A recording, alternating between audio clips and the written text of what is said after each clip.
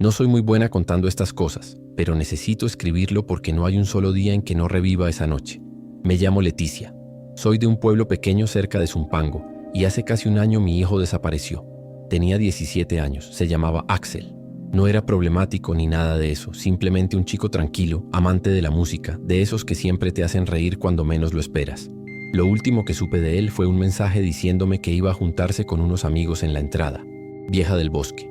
Un lugar donde, según los rumores, antes pasaban cosas raras, pero que los jóvenes de ahora usaban para fumar o platicar sin que los vieran. La cosa es que Axel nunca volvió.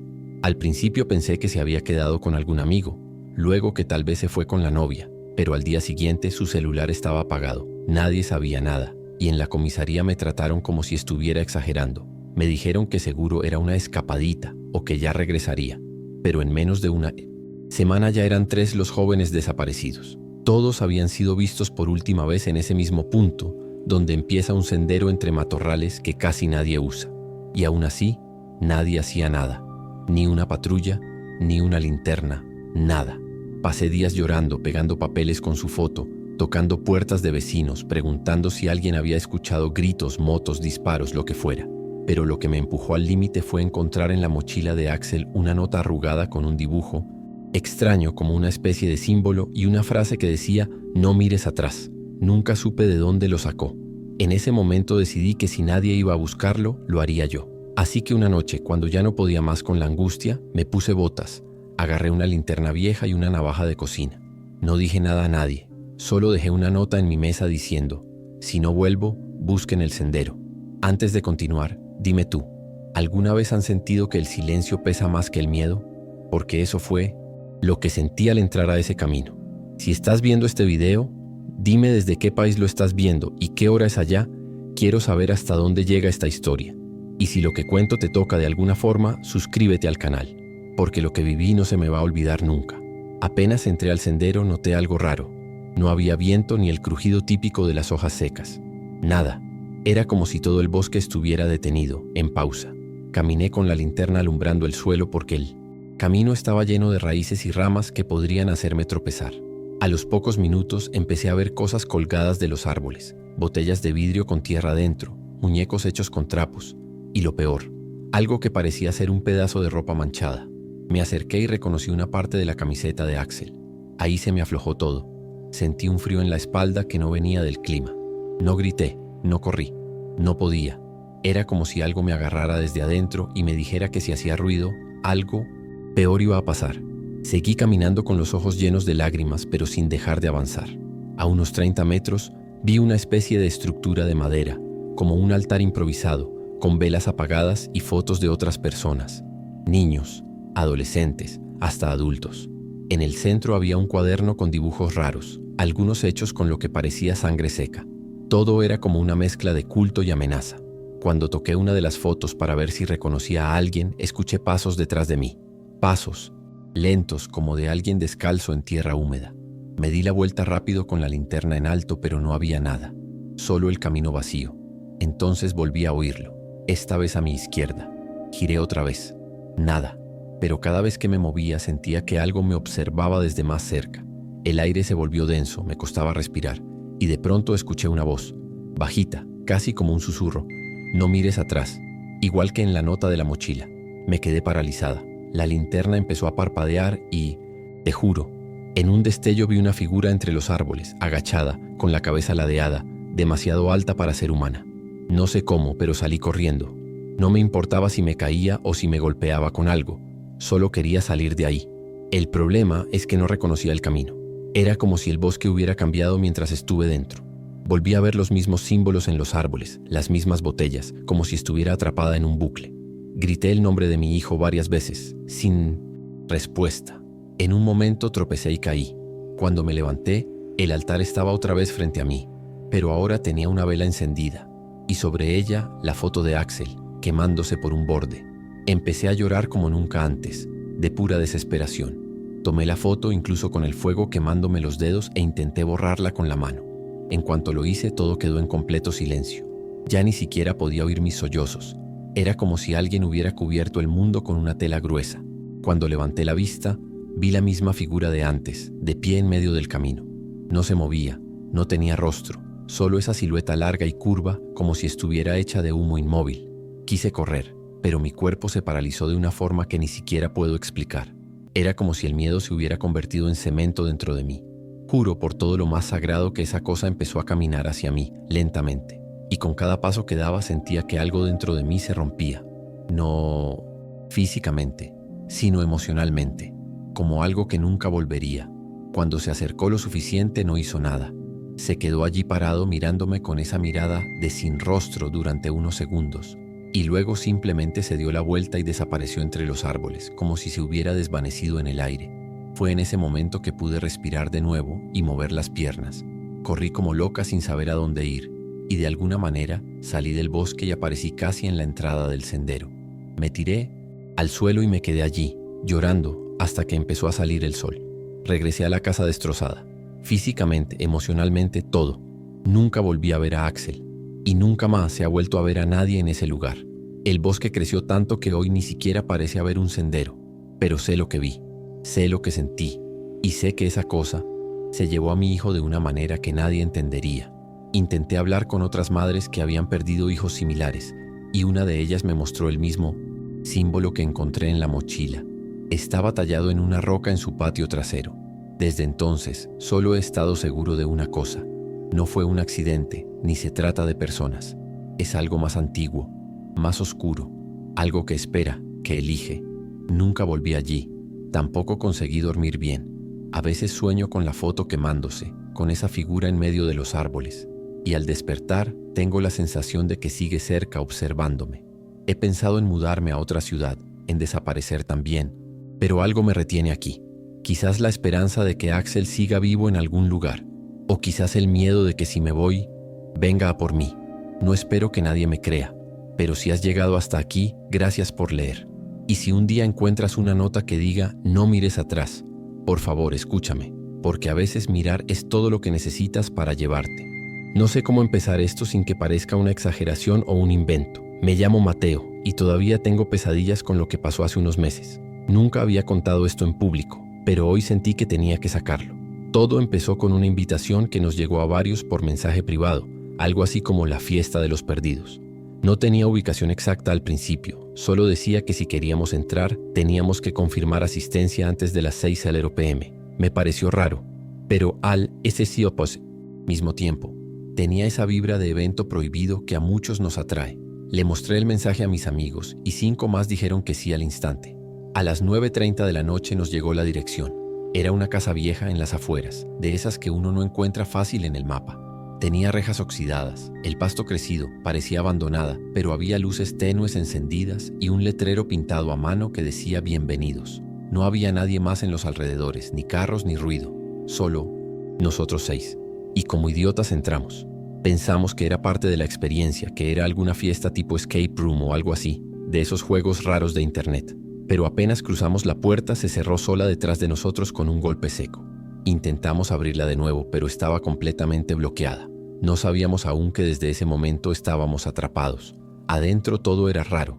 Las ventanas tenían cortinas gruesas, la casa olía a humedad y había cámaras en las esquinas como de seguridad, pero apuntando hacia nosotros. No había música, ni gente, ni bebidas visibles. Solo una mesa con 6 copas llenas de un líquido azul fosforescente. En la pared del fondo, una pantalla se encendió sola. Una voz distorsionada nos dio la bienvenida y nos dijo que estábamos siendo grabados para una transmisión en vivo exclusiva, que cada hora habría un desafío y que debíamos cumplirlo todos. Si alguno se negaba, sería eliminado. Pensamos que era una broma pesada, que todo era actuación, hasta que Marcos, el primero en tomar el trago azul, cayó al suelo convulsionando. Nadie supo qué hacer. Gritamos, intentamos levantarlo, pero no respondía. Fue entonces que la voz volvió a sonar y dijo: primer castigo aceptado. Ahora saben que esto es real. Tienen 55 minutos para el próximo reto. Te juro que el miedo que sentí no lo había sentido en toda mi vida. Todos estábamos en shock. Nos revisamos los bolsillos y efectivamente no teníamos señal.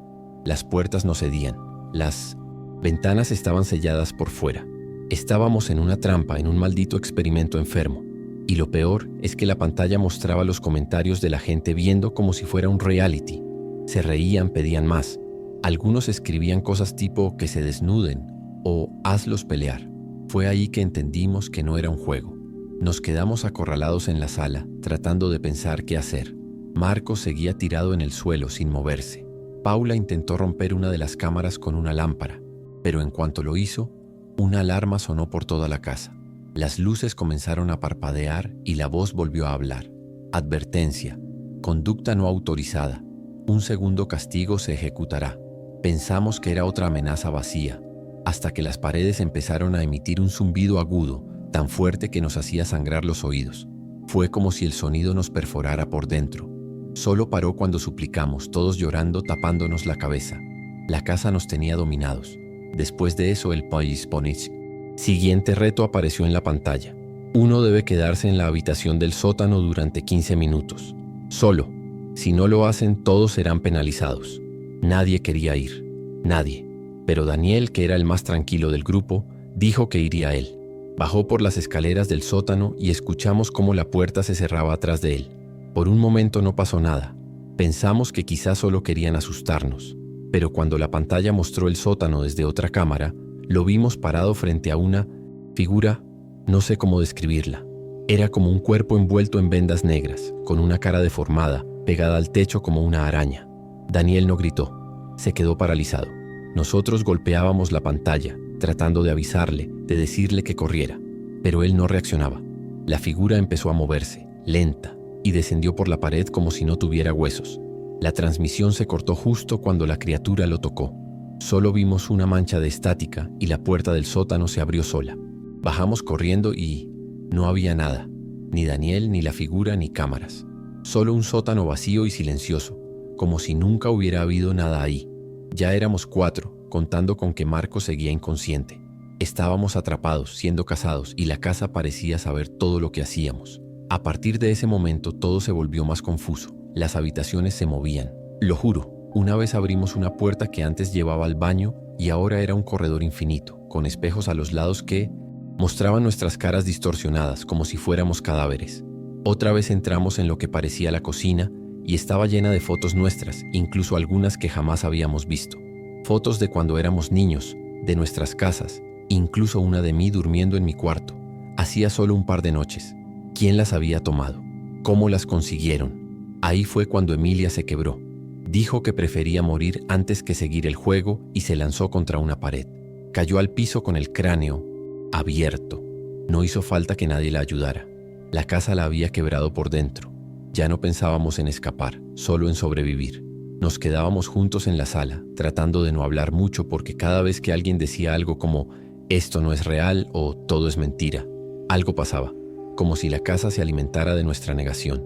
Las cámaras seguían encendidas, la pantalla mostraba los comentarios, y ya ni se molestaban en ocultar su sadismo.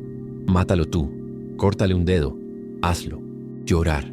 Éramos parte de un circo para gente enferma. No sé si era una red oculta, un culto o qué, pero alguien estaba detrás de eso y estaba disfrutando. Lo que nos salvó fue un corte de energía. De un momento a otro todo se apagó. Pantallas, luces, cámaras, silencio total. Aprovechamos ese instante para buscar una salida a ciegas. Tuvimos que arrastrar a Marcos, que seguía sin moverse aunque ya respiraba. Fue como caminar en una tumba. Todo olía a humedad podrida. Después de lo que pareció una eternidad, encontramos una puerta lateral, una que no habíamos visto antes. Estaba entreabierta como si alguien la hubiera dejado así a propósito. Salimos corriendo por un campo vacío, sin mirar atrás, hasta que vimos la carretera y una luz de carro a lo lejos. Cuando paramos al chofer, ni siquiera pudimos explicar lo que había pasado. Solo llorábamos. Nos llevó a una gasolinera donde llamamos a la policía. No nos creyeron, claro. Dijeron que era una broma pesada, que no había casa en esa dirección, que la señal del GPS no coincidía con ninguna propiedad registrada. Pero nosotros sabíamos lo que habíamos vivido. Fuimos 6 los que entramos. Solo 3 salimos. Marcos despertó días después sin recordar nada. A veces creo que es mejor así. Yo no puedo dormir sin soñar con esa figura negra en el techo y sin imaginar que algún día me volverán a invitar y que no tendré opción de rechazar. Hasta el día de hoy no he podido encontrar en internet nada que se parezca. La dirección desapareció, los mensajes del evento fueron eliminados y los otros que sobrevivieron ya no quieren hablar del tema. Uno se mudó a otro país, el otro está en tratamiento psiquiátrico Yo solo escribo esto porque si alguien recibe una invitación parecida, por favor no la acepte. No importa cuán aburrido estés o cuánto quieras vivir una experiencia distinta, no sabes lo que hay del otro lado de esa puerta. Y si algún día la cruzas, puede que no seas tú quien decida cuándo salir. No suelo escribir estas cosas, pero después de lo que viví esa noche, sentí que debía contarlo, aunque sea por desahogo o para que alguien más tenga cuidado. Me llamo Estefanía, estudio diseño gráfico en una universidad pública y vivo a casi una hora del campus, en las afueras. Esa noche salí tarde por una entrega que se nos alargó, y ya no había casi nadie cuando me fui. Eran como las 10:40 p.m., y la última combi hacia mi barrio estaba por irse. No tenía muchas opciones, así que me subí rápido, sin pensar mucho. Lo que no sabía es que ese viaje iba a ser el peor de mi vida. Éramos como 5 personas al principio, pero al avanzar, uno a uno fueron bajando. En menos de 15 minutos solo quedábamos yo y una mujer que parecía tener más o menos mi edad. Nos miramos de reojo, como intentando darnos confianza, pero sin hablar. El chofer no parecía sospechoso, pero sí iba demasiado callado y serio. Y lo que más me desconcertó fue que, en una parte del camino se desvió.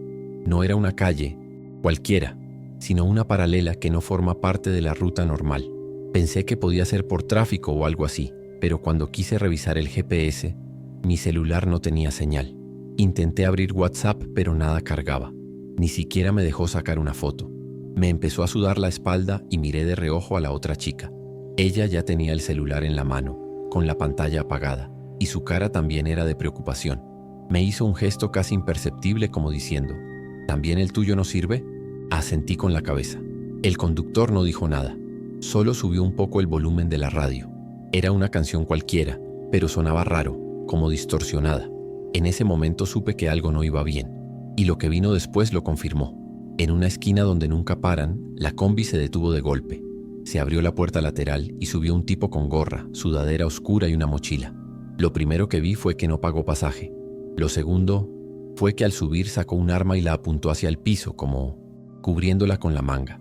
Nos miró a las dos y dijo algo al conductor que no entendí. La otra chica me agarró la mano. Nadie más subió. La puerta se cerró y el tipo se sentó justo detrás de nosotras. Era como estar atrapadas en una pesadilla. Si estás viendo este video, dime desde qué país lo estás viendo y qué hora es allá. Y si lo que cuento te puso los pelos de punta, suscríbete al canal, porque lo que pasó después fue aún peor. Durante unos segundos nadie dijo nada. El hombre se quedó ahí, respirando fuerte como si estuviera esperando una señal o algo así. Yo no podía moverme. Solo sentía cómo me temblaban las manos y el corazón me golpeaba el pecho. La otra chica me apretaba la muñeca con tanta fuerza que me dejó marca. El conductor seguía manejando, pero ya no estábamos en una zona conocida. Casas sin luz, calles sin pavimento, sin gente. El tipo detrás de nosotras empezó a mover la mochila y fue ahí cuando vi que dentro había algo más que un arma. No me atreví a mirar bien, pero eran como cintas, sogas, no sé, cosas que uno no lleva para un viaje normal. En ese momento me di cuenta que no era un asalto, o por lo menos no uno común. No pedían celulares, ni dinero, ni hablaban. Solo seguían avanzando hacia una zona más oscura. Sentí que si no hacíamos algo no íbamos a salir vivas de ahí. La chica me miró otra vez, esta vez directo a los ojos, y movió los labios como diciendo cuando diga ya. Yo no sabía si entendía bien, pero le respondí con una mirada firme. Tenía miedo de que el tipo se diera cuenta, pero creo que en ese momento solo confiamos una en la otra sin hablarnos. Fue como un acuerdo mudo para sobrevivir. Cuando el tipo inclinó el cuerpo para abrir la mochila del todo, la chica gritó como si hubiera visto algo y le lanzó el codo en la cara. Yo me tiré encima de él como pude y traté de golpearlo con el celular, aunque ya estaba casi sin batería. Fue puro instinto, sin pensar. El tipo cayó hacia atrás, pero logró agarrarme del brazo y tirarme contra la ventana. Sentí el golpe seco, pero no paré. Ella le pateó la mano con fuerza y entre las dos logramos que soltara el arma. No sé si era real o no, pero en ese momento no importaba. Nos levantamos como pudimos, abrimos la puerta de emergencia y nos tiramos de la combi sin mirar atrás. Caímos sobre un terreno lleno de piedras, rodamos varios metros. Me raspé todo el costado, sentí que me rompía algo, pero me levanté como pude. Corrimos sin dirección, solo alejándonos. Escuchamos que el chofer frenó más adelante, pero no nos siguió. Nos metimos por un terreno baldío y nos escondimos detrás de una pared rota. Ahí nos quedamos jadeando en silencio, con la ropa rota y temblando de frío y de miedo. Fue la primera vez que sentí que podía morir en cualquier momento. No como una exageración, sino real. Como si alguien hubiera decidido que esa noche nos iba a tocar desaparecer. Cuando sentimos que ya no había ruido cerca, salimos del terreno y caminamos rápido hacia una avenida donde pasaban algunos carros. No sabíamos ni en qué parte exacta estábamos. Tuvimos que caminar más de 20 minutos, heridas, hasta que llegamos a una gasolinera. El encargado nos vio y de inmediato llamó a la policía. No podíamos hablar bien, pero entre las dos fuimos contando todo lo que había pasado. Nos llevaron a una comisaría, donde nos interrogaron por horas. El problema es que no teníamos placas del vehículo, ni ubicación exacta, y nadie más había denunciado nada parecido. Fue como si todo hubiera sido invisible para los demás. Hicimos la denuncia igual, describimos al conductor, al tipo armado, la combi, todo, pero con el paso de los días entendimos que no iban a encontrar nada. Nos decían que iban a investigar, que revisaran las cámaras de tránsito, pero al parecer ninguna funcionaba en ese tramo. Yo volví a casa destruida. Mi mamá pensaba que me habían asaltado, pero cuando le conté lo que realmente pasó, no me dejó salir sola por semanas. A la chica la vi solo una vez más cuando fuimos a firmar unos papeles en la fiscalía. Me abrazó fuerte y me dijo, si no hubieras estado ahí, no estaría contando esto. Después de eso no volví a tomar transporte público de noche. De hecho, evito salir sola después de las 7:00 p.m., aunque tenga que pagar más por un taxi o esperar a alguien. No es paranoia. Es que cuando ves que algo así puede pasarte sin que nadie lo detenga, te cambia la forma de ver todo. Nadie sabe cuántos desaparecen así, sin dejar rastro, porque no todas logran escapar. Y no todas tienen con quién hablar después. Yo tuve suerte. Pero desde ese día vivo con miedo, con esa sensación de que si hubiera dudado un segundo más, si no me hubiera lanzado, ya no estaría aquí. Comparto esto porque todavía hay gente que cree que esas cosas no pasan, que son exageraciones o historias de internet. Ojalá fuera así. Pero hay personas organizadas que saben lo que hacen y que esperan a que estés sola, distraída, cansada. No lo digo para asustar, lo digo porque me tocó. Y si alguien llega a vivir algo parecido, ojalá tenga el coraje de actuar a tiempo. Yo no soy valiente, solo tuve miedo suficiente para no quedarme quieta. Eso fue lo que me salvó. Yo solo quería un trabajo. Eso era todo. Llevaba semanas repartiendo currículums, revisando grupos de Facebook, metida en portales donde nadie responde. Cuando vi una publicación que decía, buscamos asistentes para tienda en centro comercial, pago semanal, no se necesita experiencia, ni lo pensé 2 veces. Envié mensaje y me respondieron al rato, pidiéndome que fuera a una entrevista al día siguiente. La dirección era dentro de una plaza que conocía, pero lo raro fue que no era en un local, sino en una bodega trasera. Aún así me dijeron que sería algo rápido, informal. Me dieron hora exacta, 14:30. No dudé. Quería trabajar. Llegué puntual. Afuera de la bodega ya había 3 chicos más, todos jóvenes, igual que yo, y también esperando lo mismo. Tocamos la puerta y un hombre con camisa negra la abrió. Nos dijo que pasáramos, que dejáramos nuestros celulares, mochilas y carteras en una caja por seguridad. Dudé un segundo, pero como todos lo hacían, no quería parecer paranoica. Pensé que era por protocolo, no sé. El lugar era oscuro, sin ventanas, con olor a humedad. Solo había sillas plásticas y una puerta metálica cerrada al fondo. Nos dijeron que nos llamarían de uno en uno. No pasaron más de 10 minutos y llamaron al primero. Ese chico se levantó, pasó por la puerta metálica y no volvió. Pasaron 15 minutos, luego 20. Nadie decía nada. Pensé que tal vez lo estaban entrevistando a fondo. Después llamaron a otro. Misma historia. Ahí ya empecé a sentir raro. La chica a mi lado me susurró. Esto está muy raro, ¿no? Y asentí. Cuando quedamos solo ella y yo, nos miramos nerviosas. La puerta por donde se los llevaban seguía cerrada. El silencio era espeso, se sentía raro. Algo no cuadraba. Y justo cuando una de nosotras iba a hablar, el hombre volvió y me llamó a mí. La otra chica me dijo bajito, si algo pasa, grita. Nunca voy a olvidar esa frase. Entré. La puerta se cerró detrás de mí. Era otra habitación vacía, más fría, con luces blancas en el techo y estantes vacíos por todas partes. Lo que me congeló la sangre fue ver una bolsa negra grande en una esquina, que se movía, como si algo o alguien estuviera dentro. Me acerqué lentamente y empecé a escuchar gemidos ahogados. No eran ruidos de animal, era una persona. Sentí que me iba a desmayar. Si estás viendo esto, dime desde dónde lo estás viendo y qué hora es allá. Y si algo en mi historia te hizo sentir alerta, suscríbete al canal, porque lo que viví ese día todavía me persigue. Me quedé paralizada. No sabía si correr, gritar o salir corriendo. Lo único que pensé fue, Tengo que salir de aquí ya. Me giré para volver a la puerta, pero justo ahí apareció otro tipo que no habíamos visto antes. Tenía guantes, gorro y una mirada vacía, como si no sintiera nada. Me bloqueó el paso sin decir una palabra. Me echó una mirada rápida como midiendo mis movimientos y avanzó hacia mí. Yo retrocedí hasta pegarme a la pared. Le dije que solo había venido a una entrevista, que quería irme. No, respondió. Dio otro paso y en ese momento grité con todas mis fuerzas. El tipo se abalanzó, intentó agarrarme por los brazos, pero reaccioné como nunca pensé que lo haría. Le metí un rodillazo entre las piernas, me zafé como pude y corrí directo hacia la puerta. Empecé a golpearla con el hombro, con los puños, gritando sin parar. El sonido de la bolsa seguía ahí. No sé si era una chica, un chico o qué, pero alguien más estaba atrapado. Cuando por fin logré abrir la puerta a medias, el tipo me alcanzó y me jaló del cabello con una fuerza brutal. Sentí que me arrancaba el cuero cabelludo. Caí al suelo y empecé a patear como una loca, sin ver bien. Fue ahí que me dio un impulso de pura rabia o terror, no sé. Le mordí la mano tan fuerte que lo escuché gritar.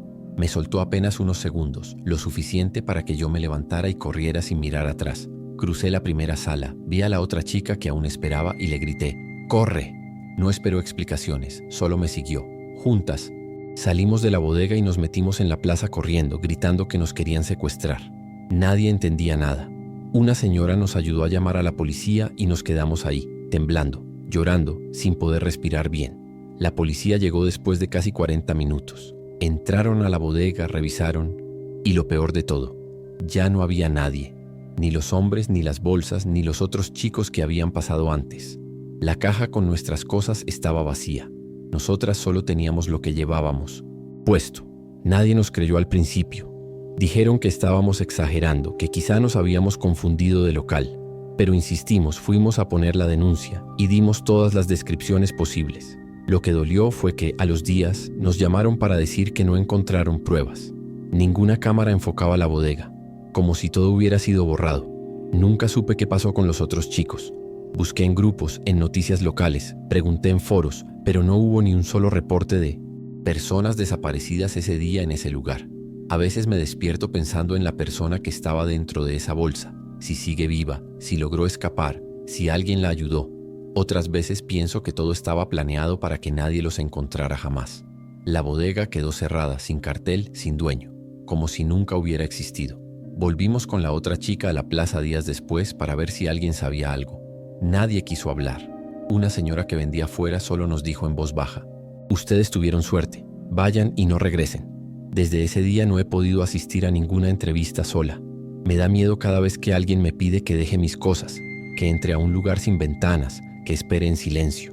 Y lo peor es que muchos siguen cayendo, porque hay desesperación, hay necesidad, y se aprovechan de eso. Yo pensaba que esas historias solo pasaban en otros países, o que eran exageradas, pero no. Me pasó a mí a plena luz del día en un lugar conocido. Si no hubiera reaccionado como reaccioné, probablemente hoy sería solo una más en alguna lista que nadie ve. He hablado con psicólogos, con amigas, con familiares. Todos me dicen que tuve suerte, que hice lo correcto, pero a veces me siento culpable, como si hubiera podido hacer algo más, como si pudiera haber ayudado a la persona dentro de esa bolsa. No sé, sé que no era mi culpa, pero esa imagen no se me borra. Esa bolsa moviéndose sola, esos gemidos, la sensación de que algo estaba por estallar y que no, había escapatoria. Vivo con eso, y aunque intento seguir con mi vida, hay días en los que me paraliza. Comparto esto porque quizá alguien más esté por ir a una entrevista parecida. Si ves algo raro, si te piden dejar tus cosas, si te hacen pasar uno por uno, por favor no te quedes. No esperes a ver si es verdad. No pienses que estás exagerando. Tu instinto sabe más que cualquier anuncio bonito o promesa de dinero fácil. Yo estoy viva porque escuché esa voz interior que me gritaba que algo estaba mal. Y todavía tiemblo cuando lo recuerdo, porque no todos tienen la misma suerte, y nadie te prepara para mirar a los ojos a alguien que te ve como mercancía. Trabajo como vigilante desde hace años y siempre me tocaron turnos pesados de madrugada en lugares alejados. Pero nada me preparó para lo que viví hace un tiempo en una presa donde estuve asignado por casi 3 meses. Era un lugar solitario, al norte del estado, donde casi no hay señal de celular y donde solo yo estaba en las noches. Me pagaban bien por lo tranquilo del lugar, decían. Al principio sí, no pasaba nada. Solo revisar el cerco, caminar un rato, sentarme a tomar café en la caseta. Pero después de unas semanas empecé a notar cosas raras, y cuando me di cuenta de lo que pasaba ya era demasiado tarde. Todo comenzó con las maletas. Las vi por primera vez una madrugada a las 2:40. Estaban flotando en la orilla norte, a unos 30 metros de la caseta. Pensé que alguien las había tirado por accidente, o que eran basura, pero había varias, todas iguales, negras, grandes, como de viaje. Fui a ver con la linterna y no me acerqué mucho, pero alcancé a ver que de una de ellas salía algo parecido a un trapo, o cabello. Sentí el estómago revolverse, pero no quise creer lo peor.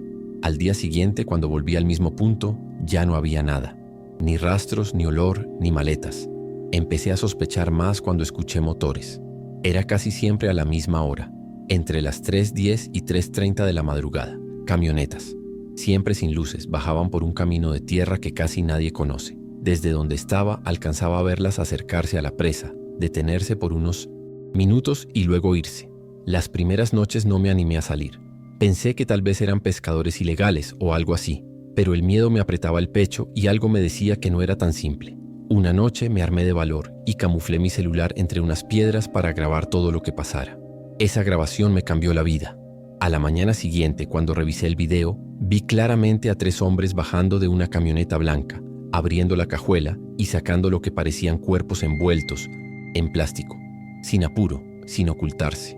Los arrastraban hasta la orilla y los tiraban al agua como si fueran nada. Uno de ellos hasta se quedó un rato mirando el agua antes de volver al vehículo. Yo temblaba mientras lo veía. Si estás escuchando esta historia, dime desde qué parte del mundo estás y qué hora es allá. Y si algo de esto te impactó, suscríbete al canal, porque lo que sigue es aún peor. Pensé mucho en qué hacer. Tenía miedo. No podía ir con mis jefes porque no sabía si estaban metidos. Tampoco confiaba en la policía local. Ahí todo se sabe y todo se tapa. Así que decidí grabar más noches. Durante una semana escondí mi celular en distintos puntos y grabé desde lejos. Confirmé que no era algo aislado. Venían 3, a veces 4 camionetas, diferentes placas, mismos rostros. Siempre en silencio, siempre con maletas o cuerpos envueltos. Cada noche más maletas en el agua. Me obsesioné. Dejé de dormir bien. Y lo peor, empecé a notar que sabían que alguien los observaba. Una noche encontré una nota pegada con cinta en la puerta de la caseta. No te metas donde no te llaman. Solo eso. No firmaba nadie. No había cámara cerca, nada. Me congelé. Alguien sabía que estaba viendo demasiado. Quise renunciar al instante, pero sabía que si lo hacía de golpe levantaría sospechas. Tenía que salir de ahí sin llamar la atención, pero también quería hacer algo con esos videos. No podía simplemente quedarme callado. Así que los edité, tapé mi voz y mi nombre, y los mandé desde una computadora pública a 3 medios locales. A los 2 días, uno de los medios publicó el video, lo compartieron en redes y se hizo viral por unas horas. Gente comentando que era montaje, otros diciendo que ya lo sabían, otros que era una represalia de algún cártel. Yo me desaparecí esa misma noche. Agarré una mochila con ropa, algo de dinero y me fui en camiones hasta otro estado. Dormí en terminales, cambié de número, bloqueé todo. Y aunque durante una semana se habló del tema en noticieros, no pasó nada más. Ninguna investigación formal, ningún arresto. Después de 10 días, el tema desapareció de todos lados. Hasta hoy no he podido volver a trabajar de noche. De hecho, no trabajo fijo desde entonces. Me muevo, vivo en cuartos alquilados, evito quedarme más de 3 meses en un solo sitio. Sé que suena paranoico, pero he visto camionetas que me siguen. Una vez en un mercado, juraría que vi a uno de esos hombres comprando frutas como si nada. No sé si me reconoció. No sé si me están esperando a que baje la guardia, pero vivo con el miedo pegado a la piel, porque yo los vi, porque yo sé, y porque ellos también saben que yo lo sé. A veces pienso que hice mal en enviarlo, que debía haberme quedado callado, buscar otro trabajo y olvidarme de todo. Pero ¿cómo se supone que uno duerme sabiendo que cada noche siguen tirando cuerpos ahí? Porque lo siguen haciendo. Lo sé.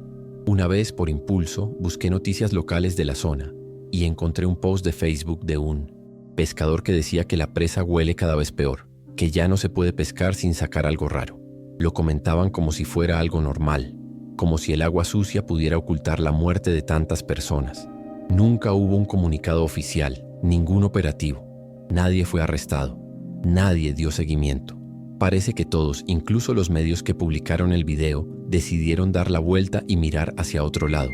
Yo solo soy un tipo cualquiera, sin dinero, sin poder, que quiso hacerlo Correcto, pero hacer lo correcto en este país te convierte en objetivo. Ahora lo sé. Y por eso vivo en alerta todo el tiempo.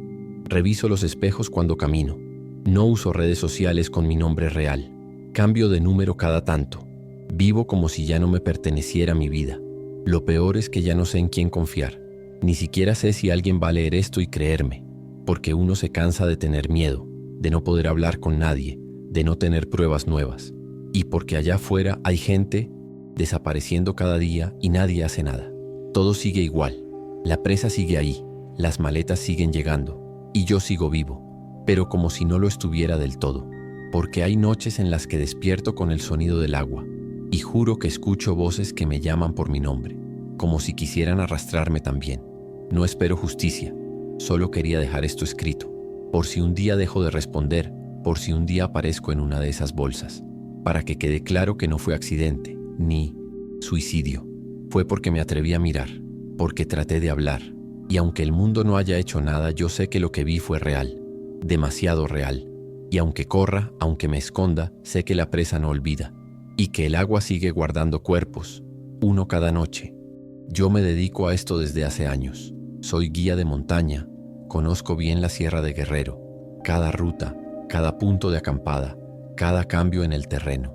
He pasado más noches solo allá arriba que en mi propia casa. Nunca le tuve miedo al monte, hasta esa noche. Fue hace como 9 meses, cuando fui a revisar un sendero nuevo que queríamos habilitar para turistas. Planeaba acampar 2 noches en la zona alta, cerca de unas cabañas viejas que ya nadie usa. Todo iba bien, pero la segunda noche, mientras revisaba unas marcas en el mapa, vi luces, no de linternas normales. Eran focos fuertes, como de camioneta, pero en un punto donde no hay camino para entrar en carro. La curiosidad me ganó. Apagué mi lámpara frontal, agarré el cuchillo que siempre llevo en la mochila y avancé entre los árboles. Caminé unos 15 minutos en silencio hasta que vi claramente lo que pasaba. Unos 6 o 7 hombres estaban cavando en círculo, con palas grandes y linternas colgadas al cuello.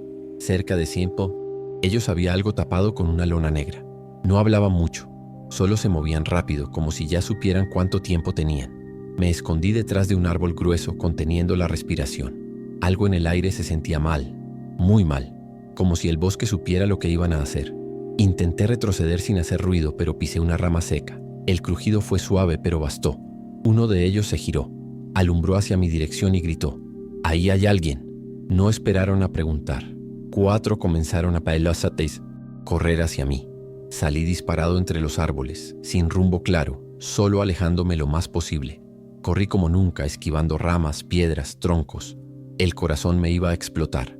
Escuchaba sus pasos atrás de mí, sus voces diciendo cosas como «no lo dejen escapar» y que cavamos una más. Sentí el terror en carne viva. Corrí hasta que mis piernas no pudieron más y me lancé entre unos matorrales. Cuando todo parecía perdido, vi una cabaña vieja a lo lejos, una que había usado hace años, con un grupo de senderistas. Me arrastré hasta ella. Abrí la puerta de una patada y me encerré por dentro, empujando una mesa contra la entrada. Me escondí en una esquina, tapándome la boca para no hacer ruido. Si estás viendo este video, dime desde qué país nos estás viendo y qué hora es allá. Y si te dejó tenso este inicio, suscríbete al canal, porque lo que viví allá adentro me dejó marcado para siempre. No pasaron ni 5 minutos cuando escuché pasos afuera. Primero uno, después varios. Se oían calmados, como si supieran que no tenía salida. Uno de ellos habló fuerte: «Sabemos que estás ahí, solo queremos hablar». «Mentira». Otro dijo entre risas: «Si abrimos esa puerta te toca una tumba como a los demás». Casi vomito del susto. Me acurruqué en el rincón más oscuro, entre latas viejas y trapos podridos. La cabaña crujía con el viento, pero el verdadero ruido era el de ellos caminando alrededor, tocando las paredes, arrastrando algo metálico. Estaban jugando conmigo, como si ya me consideraran muerto. Intenté buscar señal en el celular, pero no había nada, ni un punto, ni siquiera GPS. Empecé a escribir una nota en la app de mensajes, con la ubicación aproximada y lo que estaba pasando, por si lograba mandarla después. Todo mientras escuchaba a uno pateando la puerta, pero sin forzarla, como si estuvieran disfrutando del miedo. Uno incluso dejó caer algo contra la pared, sonó como una pala. Me imaginé mi nombre en un cartel de desaparecido y a mi familia sin saber qué pasó. Ahí fue cuando empecé a llorar en silencio, no de debilidad sino de rabia. No podía dejar que me enterraran ahí como a un perro. Después de un rato que no puedo medir, se hizo silencio. Silencio total. No pasos, no voces, no viento. Esperé sin moverme. Podían estar allá afuera todavía. Sabía que si salía corriendo sin mirar, era hombre muerto. Así que me armé de valor y me asomé por una rendija. Nada. Solo oscuridad y monte. Esperé otros minutos. Luego empecé a mover la mesa, muy despacio, sin hacer ruido. Abrí la puerta lo justo para mirar. Nada. Entonces salí, corriendo sin dirección, con el cuerpo temblando, la garganta seca y los pies hechos trizas. Solo corrí, guiado por puro instinto. Corrí por lo que sentí que fueron horas hasta que de pronto vi luces. Era la carretera. Me lancé como loco frente a un tráiler que por poco me atropella. El chofer bajó gritando, pensó que estaba herido, apenas pude hablar. Me dejó usar su celular para llamar a un amigo que vive cerca. No quise esperar a que llegara la policía. Solo quería irme. Esa misma noche hice mi denuncia, conté todo lo que vi, señalé el punto en un mapa. ¿Y qué pasó? Lo de siempre. Dijeron que investigarían, pero que no podían subir sin orden judicial, que la zona es peligrosa. Pasaron los días y nada. Volví a mi casa, pero no a mi vida. No dormía, no comía bien, saltaba con cualquier ruido. Cada vez que sonaba un auto afuera pensaba que eran ellos. Me imaginaba que alguien me había seguido. Cambié de número. Me fui a vivir unas semanas con mi hermana en otra ciudad. Mientras tanto, revisaba noticias todos los días, buscando algún rastro del caso, algún hallazgo, algo. Pero no salió nada, ni una nota. Nadie dijo nada, y la sierra siguió allí, como si nada hubiera pasado. A veces me pregunto si realmente lo soñé, si mi mente me jugó una mala pasada, pero luego veo la nota que escribí en el celular. Sigo leyéndola a veces, como recordatorio de que no fue una pesadilla. Nunca volví a trabajar de noche. Nunca más subí solo a esa parte de la montaña. Rechacé un contrato que me ofrecieron meses después para guiar a un grupo en esa misma zona. Les dije que no podía, que estaba enfermo. La verdad es que sí estaba, pero por dentro, porque después de ver algo así, uno no vuelve a mirar el bosque con los mismos ojos. Hay partes de la montaña que no quieren ser descubiertas, y hay secretos que si los ves, te ponen una marca, una que no se borra, una que te sigue aunque bajes a la ciudad. Veces me cruzo con otros guías en el mercado o en la terminal y me cuentan cosas, que escuchan maquinaria de madrugada, que ven luces en puntos donde no hay camino, que han visto animales huyendo como si algo los persiguiera. Y aunque nadie lo dice directamente, todos lo saben. Todos sienten que allá arriba entre los pinos está pasando algo, y nadie quiere ser el siguiente que vea demasiado, porque en estas tierras mirar de más se paga caro. No sé si hice bien contando esto, pero si algún día tú, que estás leyendo esto, decides salir a caminar por la sierra de noche y ves luces donde no deberían estar, no te acerques, no intentes entender, no sigas los pasos, da la vuelta y vete, porque yo tuve suerte, corrí a tiempo, pero allá, entre árboles viejos y tierra removida, hay huecos esperando, y no todos tienen la oportunidad de escapar. Todo empezó con un comentario inocente de mi tía. Me dijo que había encontrado carne muy buena y baratísima en un puesto nuevo del mercado central, que el sabor era distinto pero más sabroso, que se cocinaba rápido. Yo no le presté mucha atención al principio, hasta que me invitó al almorzar y sirvió esa carne. Era roja, intensa, con un olor fuerte incluso después de cocida. No era desagradable, pero tampoco normal. Y la textura, no sé explicarlo. Era demasiado suave para ser res, pero tampoco parecía cerdo. Me incomodó desde el primer bocado, aunque no dije nada para no parecer grosera. Esa misma semana volví al mercado con ella y le pedí que me mostrara el puesto. Estaba en una esquina poco transitada, lejos de las carnicerías grandes. El local era muy simple, sin letreros llamativos, solo una lona blanca y una vitrina de refrigeración. El carnicero era un hombre alto, flaco, con ojos apagados y una forma de mirar que me incomodó al instante. No hablaba mucho, solo respondía lo justo. Cuando mi tía le pidió lo de siempre, él le entregó una bolsa ya preparada, sin pesarla. Todo era muy raro, como si hubiera un acuerdo entre ellos. Y lo que más me llamó la atención fue el cartel escrito a mano. Carne seleccionada. No preguntes, prueba. Esa frase se me quedó grabada. Empecé a buscar información por mi cuenta. Pregunté a algunos locatarios si sabían de ese tipo. La mayoría se limitaba a encogerse de hombros. Uno incluso me dijo, ese no estaba aquí hace unos meses, pero vende barato, así que nadie pregunta mucho. Empecé a obsesionarme. Compré un poco de carne sola, la llevé a casa y traté de identificarla por textura, olor, cocción. Nada coincidía del todo. No era pollo, ni cerdo, ni res. Era como si fuera otra cosa. Ahí fue cuando me metí en foros de internet y leí un comentario que me heló la sangre. Cuidado con las carnes muy baratas. A veces vienen de cuerpos que no deberían estar ahí. Yo sé que suena loco, pero algo en mi estómago me decía que no. Era una exageración. Empecé a pasar por el mercado sola, fingiendo que compraba otras cosas, solo para observar ese local. Una tarde, escuché a una señora decirle a otra: ¿te enteraste que la basura de ese puesto tenía huesos raros? Dicen que hasta encontraron un pedazo de dedo. No pude evitar escuchar.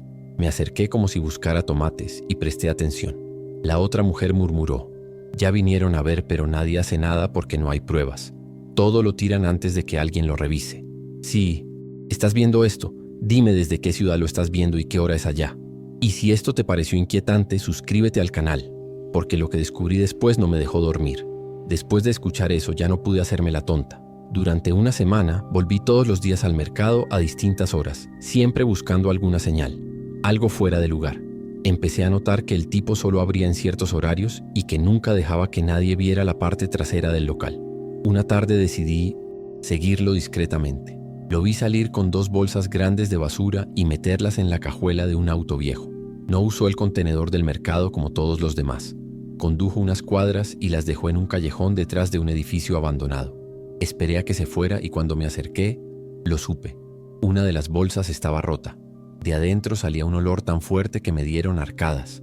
Pero lo peor fue ver lo que parecía un pedazo de piel con vello. Me congelé. No era una piel de cerdo, no. Tenía esa textura. Era humano. Lo supe sin dudar. Salí corriendo. Me encerré en mi cuarto y no sabía qué hacer. Llamé a la policía y les conté lo que vi. Pero me dijeron que si no había una emergencia activa, debía presentarme en persona con una denuncia formal. Fui al día siguiente. Llevé una foto que tomé de la bolsa y del callejón. Me escucharon, pero con cara de que estaba exagerando. Me dijeron que sin pruebas sólidas, sin testigos ni análisis forense, no podían hacer mucho. Que quizá era algún animal raro que no sacara conclusiones tan graves. Yo salí de ahí con la sensación de estar sola contra algo enorme. Esa noche, a las 2:17 de la madrugada, recibí una llamada de un número privado. No contesté. Minutos después, otra vez. Al tercer intento contesté y solo escuché una voz grave decir: deja de buscar. Me temblaban las manos. Lo bloqueé, apagué el celular y pasé la noche con las luces encendidas. Al día siguiente me llegó un mensaje desde otro número. Hay cosas que es mejor no saber. Dejé de ir al mercado por semanas. Me estaba volviendo paranoica. Sentía que me seguían, que alguien me observaba. Pensé en contarle todo a mi tía, pero me dio miedo que no me creyera o que ya estuviera metida en algo. Lo peor vino después. Una mañana me levanté decidida a volver a grabar pruebas, pero cuando llegué al puesto, ya no estaba. El local estaba vacío, sin rastro del carnicero. Pregunté a los comerciantes cercanos y solo me dijeron: se fue de la noche a la mañana. Ni se despidió. Uno hasta bromeó diciendo: quizá lo metieron en una de sus propias bolsas. Nadie sabía su nombre real, ni de dónde venía. Intenté buscar su nombre en registros del mercado, en padrones municipales, en grupos de redes sociales. Nada. Como si nunca hubiera existido. El puesto quedó cerrado por semanas hasta que otro vendedor lo tomó y empezó a vender verduras. Nunca volví a ver al hombre, ni su auto, ni sus bolsas. Llevé la foto de la bolsa con piel a un amigo que estudia medicina y me dijo algo que me dejó helada. Eso no es de animal, parece humano. Le pedí que no dijera nada porque ya no sabía en quién confiar. Desde ese día vivo con una mezcla de miedo, impotencia y rabia, porque lo peor no es lo que encontré. Lo peor es que nadie hizo nada. Nadie lo investigó. Nadie fue arrestado. Y los rumores se apagaron como si no hubieran existido.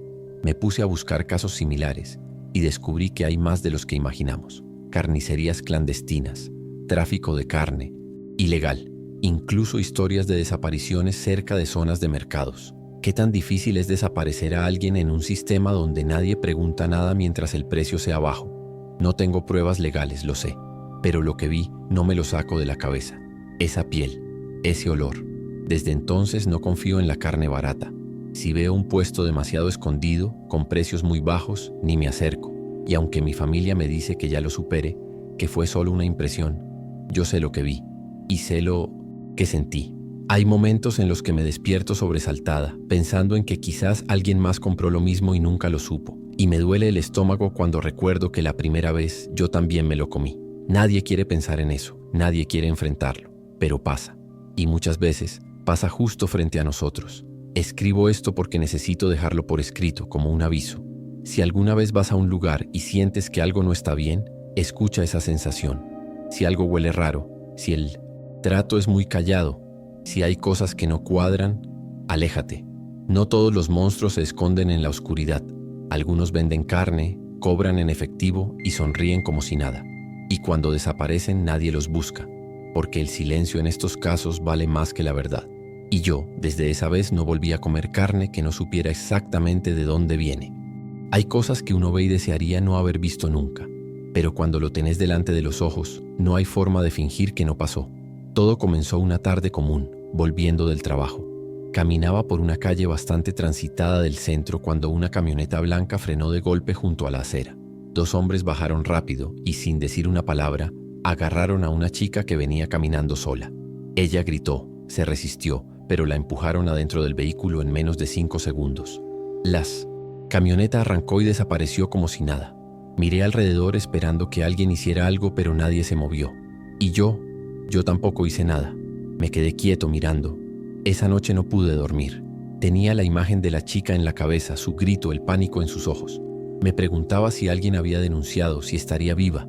Pensé en ir a la policía, pero no tenía número de placa, ni fotos, ni nombres. Me convencí de que ya no se podía hacer nada. Pero 3 días después recibí una foto en mi celular. Era mi hermana saliendo de su clase nocturna, sola. Luego otra entrando a su edificio. Las fotos eran recientes. El mensaje decía, sabemos que viste. Me paralicé. No entendía nada. Al principio creí que era una broma, pero lo que vino después me dejó claro que no lo era. Minutos más tarde me llegó un video. Alguien grababa a mi hermana desde dentro de un auto. Se notaba que era actual. Ella no tenía idea de que la estaban siguiendo. Esa noche sentí un miedo que no conocía. Me dijeron que si no colaboraba, la próxima en desaparecer sería ella, que ya estaba elegido, que ahora formaba parte. No me dieron muchas opciones. Me explicaron que tenía que hacer una entrega, seguir las instrucciones al pie de la letra, sin intentar hacerme el listo, y que si algo salía mal, ella pagaría las consecuencias. Me habían atrapado sin que siquiera supiera cómo. Me enviaron una dirección, un horario y un punto de referencia. Me dejaron un sobre con dinero en la puerta de casa. Me dijeron que lo dejara en una banca de una plaza específica y me fuera sin mirar atrás. Lo hice, como un autómata. No pensé, no hablé con nadie. Solo fui, entregué el sobre y volví. Horas después me mandaron una imagen. La chica del secuestro estaba viva, atada, con miedo, pero viva. El mensaje decía, bien hecho. Lloré de alivio. Pensé que todo había terminado ahí, que había cumplido con lo que me pidieron, pero estaba equivocado. Eso fue solo el comienzo. Esa misma noche, cuando intentaba convencerme de que todo había terminado, me llegó otro mensaje. No tan rápido. Ya sabes cómo funciona esto. Ahora vas a ayudarnos con otra entrega. Les respondí que no quería saber nada más, que no era parte de eso. Pero en segundos me mandaron otro video. Esta vez mi hermana estaba atada a una silla, llorando, en un lugar que no reconocí. Ya no era solo una amenaza. Estaba secuestrada. Me quebré. No sabía qué hacer. Sentía que cada paso que daba era una trampa nueva. Ya no me estaban pidiendo un favor. Me habían reclutado y no tenía salida. Al día siguiente me dieron una nueva misión, como ellos la llamaban. No era solo dejar dinero. Ahora debía seguir a una persona durante varias horas, observar sus movimientos y mandar informes por mensaje. Me pasaron la foto de una mujer con su nombre, su dirección y sus horarios. Me dieron un celular nuevo con línea encriptada. Solo úsalo para esto, dijeron. Esa noche no dormí. Me sentía enfermo, culpable, asustado. Pero lo peor era pensar que si no hacía lo que pedían, no solo podía morir esa mujer, también mi hermana, y tal vez yo. Así que lo hice. La seguí como me indicaron, cada paso, cada lugar que visitaba. Me convertí en una sombra. Después de eso vino otra entrega, y otra. Todo bajo el mismo sistema. A veces eran sobres, otras veces paquetes. Nunca supe qué contenían ni quién los recibía. Lo único claro era que cada vez me hundía más. Empecé a cambiar mi rutina, a evitar hablar con amigos o familia. Tenía miedo de que me escucharan, de que alguien me vigilara, porque yo también empecé a sentir que me seguían. Había autos que veía 2 veces en distintos lugares, gente que parecía estar demasiado cerca en el transporte. Ya no distinguía si era paranoia o si realmente estaban controlando cada uno de mis movimientos. Una noche traté de hacer una denuncia anónima desde una cabina telefónica. Me temblaban las manos. No llegué a terminar de hablar cuando recibí un mensaje. Muy creativo. Lástima que solo tengas una hermana. Sentí el estómago caerme al suelo. Sabían todo. Cada paso, cada intento. Entendí que no podía salir de ahí por las buenas. Me habían convertido en parte del sistema, en una pieza más. No era libre. Solo seguía órdenes. Y cada vez que pensaba en escapar, me recordaban que podían tocar a cualquiera que yo amara. Lo peor es que sabía que lo harían. Llegó un punto en que dejé de preguntarme cuándo iba a terminar, porque entendí que no iba a terminar. Cada semana era una nueva orden, una nueva víctima, una nueva amenaza. Ya no me daban explicaciones, solo mandaban ubicaciones, fotos, horarios. A veces me tocaba seguir a personas durante días, otras veces hacer entregas en lugares alejados. Una vez me hicieron entrar a una tienda y dejar un paquete detrás de una estantería. Otra vez tuve que colocar un celular encendido en la banca de un parque. Nunca supe qué pasaba después, y prefería no saberlo. Lo único que me importaba era que mi hermana siguiera viva. Ella no tenía idea de nada. Seguía con su vida normal, pensando que yo estaba raro, más distante, pero sin imaginar por qué. Me preguntaba si estaba bien, si necesitaba ayuda, si me pasaba algo. Yo solo le respondía con frases cortas, evitando todo contacto prolongado.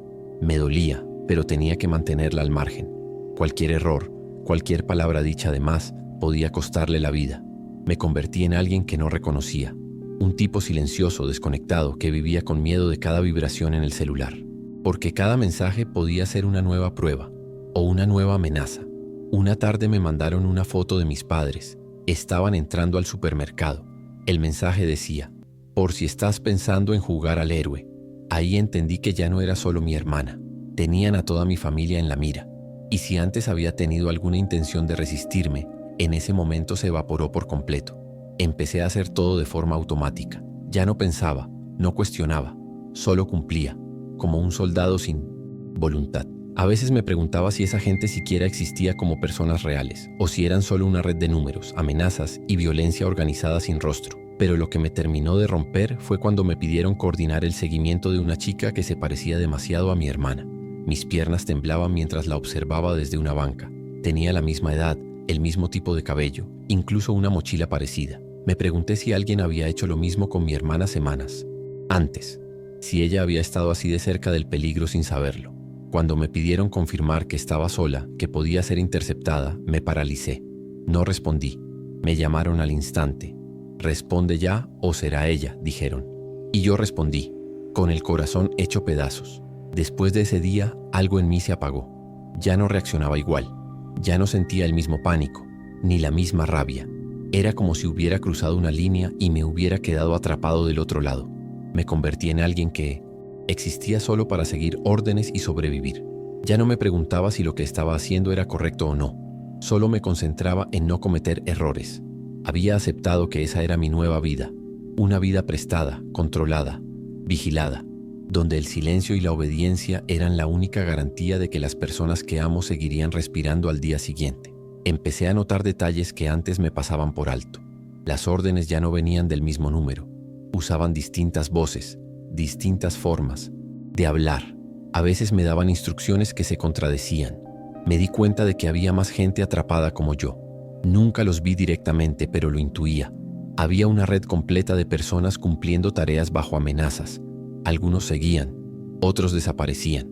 Cada vez que uno fallaba nos mandaban una foto borrosa, un cuerpo en una zanja, una advertencia disfrazada de ejemplo. Y todos sabíamos qué significaba. No necesitábamos más. Una madrugada me mandaron al hospital donde trabajaba un conocido de la infancia.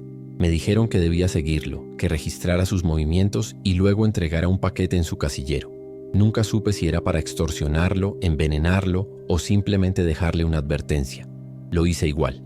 Sentí náuseas durante horas. Y al día siguiente él no volvió a aparecer en redes ni en su trabajo. Se reportó como desaparecido. Fue en las noticias. Vi la nota con su foto en la pantalla y supe con un nudo en la garganta que yo había sido parte de eso, que lo habían borrado. Y yo les había abierto la puerta. Pensé en quitarme la vida más de una vez. No lo digo como metáfora. Lo pensé en serio. Estuve parado en el balcón con los ojos cerrados, sintiendo el viento y pensando que tal vez así todo terminaría. Pero cada vez que imaginaba saltar, pensaba en mi hermana, en mis padres, en quién pagaría por mi traición. Sabía que no me dejarían morir en paz. Sabía que si lo hacía, me llevaría a alguien conmigo. Y eso era lo que más me paralizaba. No podía elegir ni siquiera cómo salir de ese infierno. Vivía atrapado en una celda sin paredes, donde cada movimiento estaba marcado de antemano.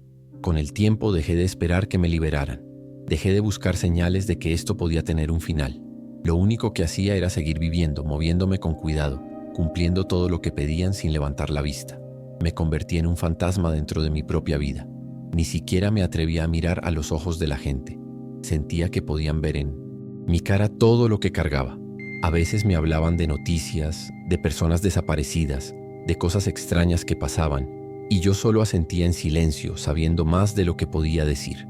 Sabía que todo estaba conectado y que el sistema era mucho más grande de lo que imaginaba. La última tarea que me dieron fue distinta. Me mandaron un nombre que no conocía, un lugar que nunca había visitado y una frase al final del mensaje que me dejó helado. Después de esto estás limpio. No sabía si significaba que me iban a dejar libre o si iban a borrarme como a los demás. Hice lo que pidieron igual, como siempre, pero esta vez cada paso lo di con la certeza de que podía ser el último. Cuando terminé, esperé el siguiente mensaje durante horas. No llegó. Pasó un día, 2, una semana. Silencio total. No sabía si eso era bueno o malo. No sabía si debía agradecer o temer. Hoy, meses después, sigo sin saber si realmente estoy fuera o si simplemente me están observando desde lejos. Nadie más me contactó. Nadie más me amenazó. Pero tampoco puedo vivir tranquilo. Cada vez que alguien toca la puerta de noche, mi corazón se detiene. Cada vez que veo un auto estacionado por mucho tiempo cerca de casa, empiezo a sudar. No me atrevo a contarle nada a mi familia. No saben que estuve a punto de perderlos. No saben que fui parte de algo tan oscuro que todavía me cuesta mirarme al espejo. Me convertí en un peón. Y por más que ahora no reciba órdenes, sigo sintiéndome dentro del juego. Escribo. Esto por si un día desaparezco. Por si un día dejo de contestar el teléfono, de ir al trabajo, de existir. No fue casual. No fue decisión propia. Fue porque me metieron en un sistema del que no se sale con facilidad. Y si alguien que está leyendo esto alguna vez presencia algo extraño, algo que no sepa cómo explicar, piénsalo 2 veces antes de hablar, antes de acercarte, porque a veces solo por mirar ya te convierten en parte. Y cuando eso pasa, no hay vuelta atrás. Te reclutan y te quitan la vida sin necesidad de matarte.